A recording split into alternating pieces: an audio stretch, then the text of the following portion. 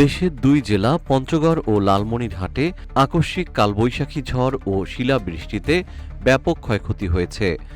২৮ March মধ্যরাতে আঘাত হানা কালবৈশাখীর তাণ্ডবে পঞ্চগড়ে গাছ চাপায় এক বৃদ্ধা মারা গেছেন। পাশাপাশি দেয়াল ধসে স্বামী স্ত্রী আহত হয়েছেন। এছাড়া ঘরবাড়ির ক্ষয়ক্ষতির পাশাপাশি ফসলেরও ব্যাপক ক্ষতি হয়েছে বলে জানিয়েছেন দুই জেলার কৃষকরা। আবহাওয়া অফিস জানায়, মৌসুমের স্বাভাবিক লঘুচাপ দক্ষিণ বঙ্গোপসাগরে বিরাজ করছে। এর বর্ধিতাংশ অবস্থান করছে ভারতের পশ্চিমবঙ্গ ও এর কাছাকাছি এলাকায়।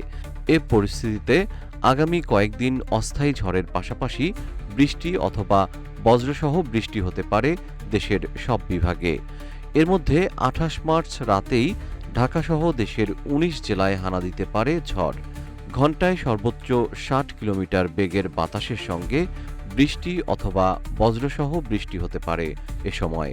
২৮ মার্চ দিবাগত রাত ১টা পর্যন্ত দেশের অভ্যন্তরীণ নদীবন্দরগুলোর জন্য আবহাওয়া অফিসের দেওয়া এক সতর্কবার্তায় আরও বলা হয়েছে, রংপুর, দিনাজপুর, রাজশাহী, পাবনা, বগুড়া, টাঙ্গাইল, ঢাকা, ফরিদপুর, ময়মনসিংহ, যশোর, কুষ্টিয়া, মাদারীপুর, খুলনা, বরিশাল, পটুয়াখালী, নোয়াখালী, কুমিল্লা, চট্টগ্রাম ও সিলেট জেলার উপর দিয়ে পশ্চিম অথবা উত্তর পশ্চিম দিক থেকে ঘণ্টায় ৪৫ থেকে ৬০ কিলোমিটার বেগে দমকা অথবা ঝোড়ো হাওয়া বয়ে যেতে পারে।